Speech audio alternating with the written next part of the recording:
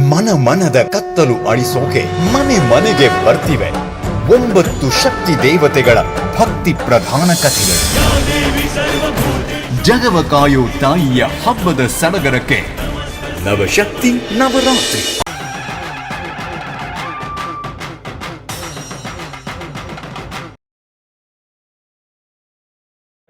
ಅಂದ್ರೆ ಈರುಳ್ಳಿ, ಬದನೆಕಾಯಿ, ಉದ್ದ ಬದನೆಕಾಯಿ ಅಂತ ಸಿಗುತ್ತೆ ನೀವು ವಾಂಗಿಬಾತ್ ಮಾಡೋಕ್ಕೇನೆ, ಟೊಮ್ಯಾಟೊ, ಕೊಬ್ಬರಿ ತುರಿ, ಕಡಲೆಬೇಳೆ, ಬೆಲ್ಲ, ಮತ್ತು ಇದು ವಾಂಗಿಬಾತ್ ಪೌಡ್ರ್ ರೆಡಿಮೇಡು, ಮತ್ತು ಬಟಾಣಿ, ಇದು ಹಸಿ ಬಟಾಣಿ, ಮತ್ತು ಕಳೆ ಬೀಜ, ಹುಣಸೆ ರಸ, ಕರ್ಬೇವಿನ ಸೊಪ್ಪು ಮತ್ತು ಮೆಣಸಿನ್ಕಾಯಿ. ಬನ್ನಿ ಮಾಡೋಣ. ರುಚಿಗೆ ತಕ್ಕಷ್ಟು ಗೋಡಂಬಿ, ಅಂದರೆ ಜಾಸ್ತಿ ಹಾಕೋಕ್ಕಾಗಲ್ಲ, ಕಾಸ್ಟ್ಲಿ ಗೋಡಂಬಿ. ಅರ್ಧ ನಾನು ಎಣ್ಣೆಲಿ ಬೇಯಿಸ್ಕೊಂಡಿದ್ದೀನಿ. ಇವಾಗ ಇದನ್ನ ದೊಡ್ಡ ಬಾಣಲಿಗೆ ಹಾಕ್ಕೊಳ್ಳಿ, ಯಾಕಂದ್ರೆ ಅದಕ್ಕೂ ಖಾರ ಎಲ್ಲ ಇರಿಬೇಕಲ್ಲ. ಅದೆಲ್ಲ ಕಂಪ್ಲೀಟ್ಲಿ ಆಪ್ಷನಲ್ಲು. ಇಷ್ಟ ಇರೋರು ಹಾಕೊಬೋದು, ಇಲ್ಲಾಂದರೆ ನೀವು ಸ್ಕಿಪ್ ಮಾಡ್ಬೋದು. ಅದರಿಂದ ಒಂದು ಮಗು ಜನನವಾಗುತ್ತದೆ, ಅವರೇ ಸುಬ್ರಹ್ಮಣ್ಯ. ಎಲ್ಲರಿಗೂ ನಮಸ್ಕಾರ, ನನ್ನ ಸಬ್ಸ್ಕ್ರೈಬರ್ಸ್ಗೆ ಡಬಲ್ ನಮಸ್ಕಾರ. ನಾನು ನಿಮ್ಮ Rakesh. Welcome back to my YouTube channel random things with Rocky. ಬನ್ನಿ ಬನ್ನಿ, ನಿಮ್ಮ ಕೋಟೆ ಅನ್ಕೊಳ್ಳಿ. ಎಲ್ಲರಿಗೂ ನಮಸ್ಕಾರ. ನವರಾತ್ರಿಯ 5ನೇ ದಿನಕ್ಕೆ ಸ್ವಾಗತ. ಇವತ್ತು ಪ್ರಸಾದಕ್ಕೆ ನಾನು ವಾಂಗಿಬಾತ್ ಮಾಡ್ತಾ ಇದ್ದೀನಿ. ಸೊ ನಾನು ಏನಾರ ಅರೇಂಜ್ ಮಾಡ್ಕೊಂಡಿದ್ದೀನಿ ಅಂದರೆ ಈರುಳ್ಳಿ, ಬದನೆಕಾಯಿ, ಉದ್ದ ಬದನೆಕಾಯಿ ಅಂತ ಸಿಗುತ್ತೆ ನೀವು ವಾಂಗಿಬಾತ್ ಮಾಡೋಕ್ಕೇನೆ, ಟೊಮ್ಯಾಟೊ, ಕೊಬ್ಬರಿ ತುರಿ, ಕಡಲೆಬೇಳೆ, ಬೆಲ್ಲ, ಮತ್ತು ಇದು ವಾಂಗಿಬಾತ್ ಪೌಡ್ರ್ ರೆಡಿಮೇಡು, ಮತ್ತು ಬಟಾಣಿ, ಇದು ಹಸಿ ಬಟಾಣಿ, ಮತ್ತು ಕಳೆ ಬೀಜ, ಹುಣಸೆ ರಸ, ಕರ್ಬೇವಿನ ಸೊಪ್ಪು ಮತ್ತು ಮೆಣಸಿನ್ಕಾಯಿ. ಬನ್ನಿ ಮಾಡೋಣ. ಫಸ್ಟು ಬಾಣಲಿಗೆ ಚೂರು ಎಣ್ಣೆ ಹಾಕಿ ಕಡಲೆ ಬೀಜ ಮತ್ತು ಕಡಲೆಬೇಳೆನ ಸ್ವಲ್ಪ ರೋಸ್ಟ್ ಮಾಡ್ಕೊಳ್ಳೋಣ. ಫಸ್ಟು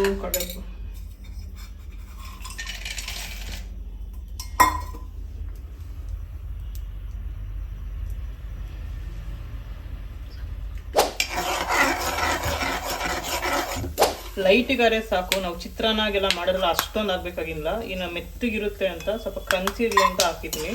ಫುಲ್ ಕ್ರಂಚಿಯಾಗಿರಬೇಕು ಅಂತ ಅನ್ಸಿದ್ರೆ ನೀವು ಇನ್ನೂ ರೋಸ್ಟ್ ಮಾಡ್ಕೊಬೋದು. ನಾನು ಅರ್ಧಕ್ಕೆ ತೆಗಿತಾ ಇದ್ದೀನಿ. ಒಂದು ಸ್ವಲ್ಪ ಕ್ರಂಚಿಯಸ್ ಬಂದರೆ ಸಾಕು. ಕಡಲೆಬೇಳೆ ಹಾಕ್ತಿದ್ದೀನಿ. ಒಂದು 2 ಸೆಕೆಂಡ್ ಸಾಕು, ಜಾಸ್ತಿ ಹೊತ್ತು ಬೇಡ. ಹೇಳಿದ್ದು ನಾನು ಜಾಸ್ತಿ ಕ್ರಂಚಿನೆಸ್ ಏನು ಬೇಡ. ಮೆತ್ತಗೆ ಹಾಕ್ಬಿಡಕ್ಕಂದ್ರೆ ಚೂರು ಲೈಟಾಗಿ ಹಾಕ್ತಿದ್ದೀನಿ ಅಂತ. ಸಾಕು ಇರ್ತೀನಿ. ಕರ್ಬೇವಿನ ಸೊಪ್ಪು ಹಾಕ್ತಿದ್ದೀನಿ ನಾನು. ಕರ್ಬೇವಿನ ಸೊಪ್ಪು ಮತ್ತು ನಿಮ್ಗೆ ಎಷ್ಟು ಬೇಕೋ ಅಷ್ಟು ಖಾರಕ್ಕೆ ಮೆಣಸಿನ್ಕಾಯಿ,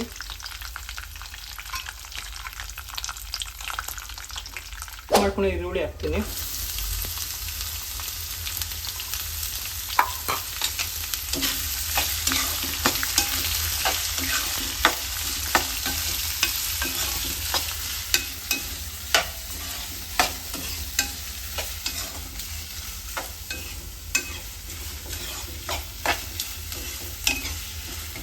ಈರುಳ್ಳಿನ ನಾವು ಸ್ಟಾರ್ಟಿಂಗಲ್ಲೇ ಫುಲ್ ಬೇಯಿಸ್ಕೊಂಡ್ಬಿಡ್ಬೇಕು, ಯಾಕಂದ್ರೆ ಆಮೇಲೆ ಬೇಯಲ್ಲ. ನೆಕ್ಸ್ಟ್ ನಾವು ಟೊಮೆಟೊ ಹಾಕ್ತೀವಿ.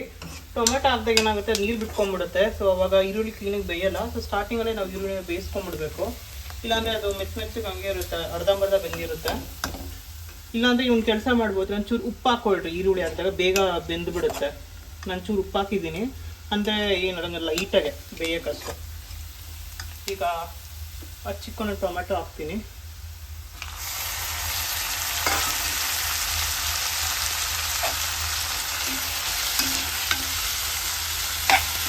ಟೊಮೆಟೊನೂ ಅಷ್ಟೇ ಪೂರ ಬೇಯೋ ತನಕ ನಾವು ಅದನ್ನು ಲೋ ಸ್ಟೀಮಲ್ಲಿ ತಿರುಗಿಸ್ತಾ ಇರಬೇಕು. ಈಗ ಟೊಮೆಟೊ ಗೊತ್ತಾಗುತ್ತೆ ನೋಡು, ಆ ಥರ ಅಷ್ಟು ಗ್ರೇವಿ ಥರ ಆಗಬೇಕು. ನಮ್ಮ ಟೊಮೆಟೊ ಅರ್ಧ ಬೆಂದಿರುತ್ತೆ, ಎಣ್ಣೆಯಲ್ಲೇ ಫುಲ್ಲು ಫ್ರೈ ಮಾಡಬೇಕು.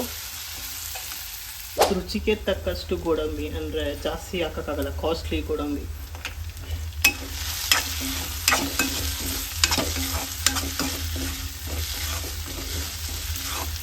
ಆಮೇಲೆ ಬಟಾಣಿ ಹಾಕ್ಕೊಳ್ರಿ.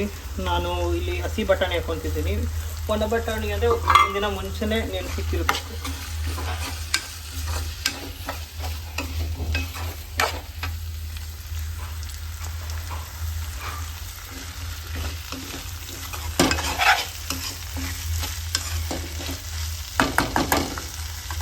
ಇಲ್ಲಿ ಅದು ಗ್ರೇವಿ ಆಗೋಷ್ಟೊತ್ತಿಗೆ ನಾವು ಬದನೆಕಾಯಿನ ಚೂರು ಎಣ್ಣೆಯಲ್ಲಿ ಫ್ರೈ ಮಾಡೋಣ ಸಪ್ರೇಟಾಗಿ.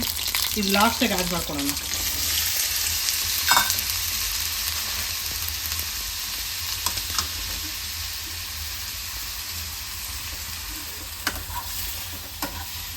ಲೋ ಸ್ಲಿಮ್ಮಲ್ಲಿ ಇದನ್ನು ಸ್ವಲ್ಪ ಬೇಯಿಸಿ ಎಣ್ಣೆಯಲ್ಲಿ ಲಾಸ್ಟಿಗೆ ಆ್ಯಡ್ ಮಾಡೋಕ್ಕೆ ಚೆನ್ನಾಗಿರುತ್ತೆ. ಬೇಕಾದ್ರೆ ನೀವು ಈಗಲೂ ಅದಕ್ಕೆ ಮಿಕ್ಸ್ ಮಾಡ್ಕೊಬೋದು, ಪ್ರಾಬ್ಲಮ್ ಏನಿಲ್ಲ. ಬಟ್ ಕ್ಲೀನಾಗಿ ಬೆಂದಿರಲ್ಲ ಎಣ್ಣೆಯಲ್ಲಿ. ಸೊ ಎಣ್ಣೆಯಲ್ಲಿ ಬೆಂದೆ ಬದನೆಕಾಯಿ ತುಂಬ ಚೆನ್ನಾಗಿರುತ್ತೆ ವಾಂಗಿಬಾತ್ಗೆ. ಸೊ ನಾನು ಲೋ ಸ್ಲಿಮ್ಮಲ್ಲಿ ಇದನ್ನು ಬೇಯಿಸ್ತಾ ಇದ್ದೀನಿ. ಅಷ್ಟೊಂದು ಗ್ರೇವಿ ಆಗೋತ್ತಿಗೆ ಆಗುತ್ತೆ ಇದು. ಏನೊಂದು 2 to 3 ಮಿನಿಟ್ಸ್ ಸಾಕು, ಆಗೋಗ್ಬಿಡುತ್ತೆ. ಏನು ಜಾಸ್ತಿ ಹೊತ್ತಿನ ಬೇಕಾಗಿಲ್ಲ. ತಿರುಗಿಸ್ತಾ ಇರ್ರಿ ಕಾನ್ಸ್ಟೆಂಟ್ ಆಗಿಲ್ಲ ಅಂದರೆ ಸಿಗೋಗ್ಬಿಡುತ್ತೆ.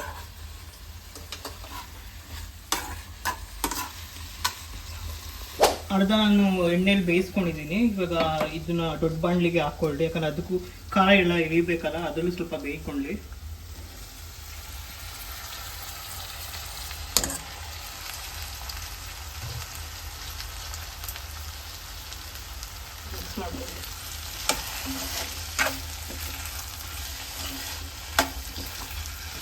ಮತ್ತು ನಾನು ಹುಣಸೆ ರಸ ನೆನೆಸಿಕೊಂಡಿದ್ನಲ್ಲ ಅದು ಹಾಕ್ತೀನಿ. ಮತ್ತು ಅದ್ರ ಜೊತೆಗೆ ಬೆಲ್ಲನೂ ಹಾಕ್ಕೊಂಬಿಡಿ. ಹುಣಸೆ ರಸ ಹಾಕ್ಕೊಂಡಿದ್ದೀನಿ, ಮತ್ತು ಈಗ ಬೆಲ್ಲ ಹಾಕ್ಕೊಳ್ಳಿ. ಎಷ್ಟು ಬೇಕೋ ಹಾಕ್ಕೊಳ್ರಿ ನೋಡಿಕೊಂಡು. ತಿರುಗಿಸ್ಕೊಳ್ಳಿ ಚೆನ್ನಾಗಿ, ಅದು ಕರಗಬೇಕು.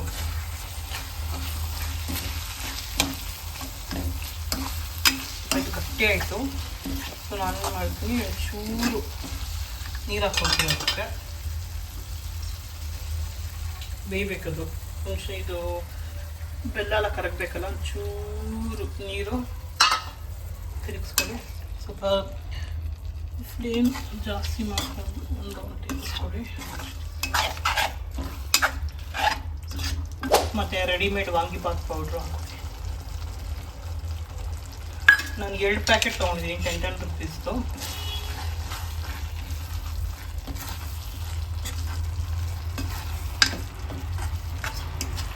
ಮತ್ತು ರುಚಿಗೆ ತಕ್ಕಷ್ಟು ಉಪ್ಪು.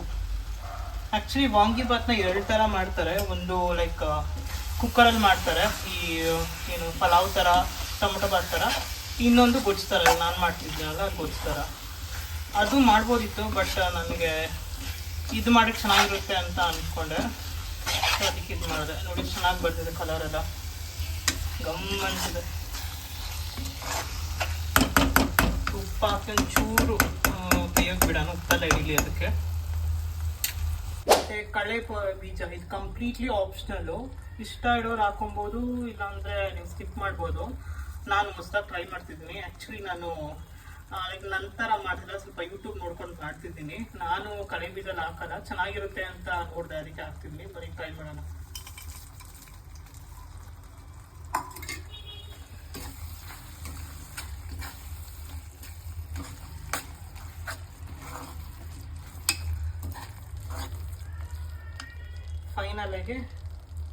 ಫೈನಲ್ ಕೊಬ್ಬರಿ ತುರಿ.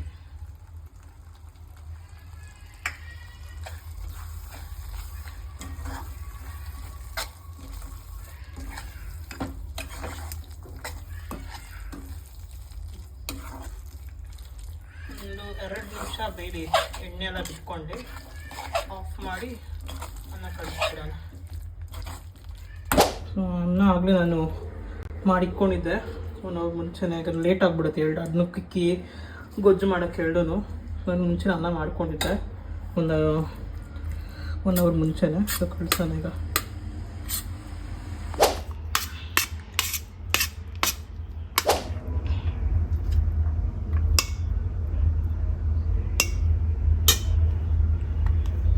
ಎಲ್ಲರಿಗೂ ನಮಸ್ಕಾರ. ಇವತ್ತು ನವರಾತ್ರಿಯ 5ನೇ ದಿನ. ಇವತ್ತು ತಾಯಿ ಸ್ಕಂದಮಾತೆ ದೇವಿ ಬಗ್ಗೆ ತಿಳ್ಕೊಳ್ಳೋಣ. ಬ್ರಹ್ಮನ ಕುರಿತು ಘೋರ ತಪಸ್ಸು ಮಾಡಿದ ತಾರಕಾಸುರ ಅಪಾರ ಶಕ್ತಿಯನ್ನು ಪಡೆಯುತ್ತಾನೆ. ಬ್ರಹ್ಮನಿಂದ ಶಕ್ತಿಯನ್ನು ಪಡೆದ ತಾರಕಾಸುರ ಅವನ ಅಟ್ಟಹಾಸ ಪ್ರಾರಂಭ ಮಾಡುತ್ತಾನೆ. ಇದನ್ನು ಕಂಡ ದೇವತೆಗಳು ಮನ್ಮಥನ ಬಳಿ ಹೋಗಿ ಶಿವನನ್ನು ತಪಸ್ಸಿನಿಂದ ಎಚ್ಚರಿಸು ಎಂದು ಬೇಡಿಕೊಳ್ಳುತ್ತಾರೆ. ಮನ್ಮಥನು ಶಿವನಿಗೆ ಒಂದು ಬಾಣವನ್ನು ಹೊಡೆದು ತಪಸ್ಸಿನಿಂದ ಎಚ್ಚರಿಸುತ್ತಾನೆ. ತಪಸ್ಸಿನಿಂದ ಎಚ್ಚರಗೊಂಡ ಶಿವನು ಕೋಪದಿಂದ ಮನ್ಮಥನನ್ನು 3ನೇ ಕಣ್ಣಿನಿಂದ ಭಸ್ಮ ಮಾಡುತ್ತಾನೆ. ಅಲ್ಲಿಂದ ಶಿವನು ಪಾರ್ವತಿ ದೇವಿಯು ಮಾಡುತ್ತಿರುವ ಘೋರವಾದ ತಪಸ್ಸನ್ನು ನೋಡಿ ಮೆಚ್ಚಿಕೊಂಡು ಪಾರ್ವತಿಯರೊಡನೆ ಮದುವೆಯಾಗುತ್ತಾನೆ. ಹಾಗೆ ಶಿವ ಪಾರ್ವತಿಯಿಂದ ಒಂದು ಶಕ್ತಿ ಬೀಜ ಉದ್ಭತ್ತಿಯಾಗುತ್ತದೆ.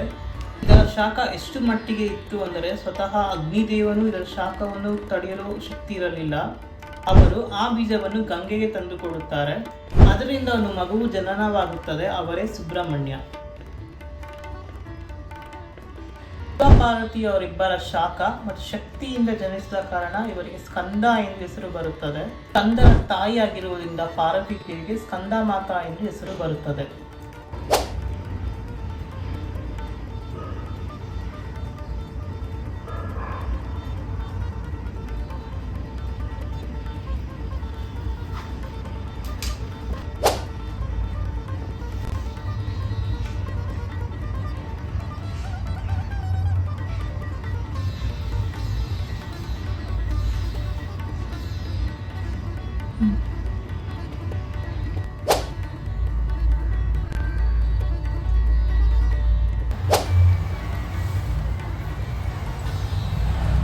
ಈ ವಿಡಿಯೋನ ಪೂರ್ತಿ ನೋಡೋರಿಗೆಲ್ಲ ದೇವಿ ಒಳ್ಳೇದು ಮಾಡಲಿ ಅಂತ ಕೇಳ್ಕೊತೀನಿ.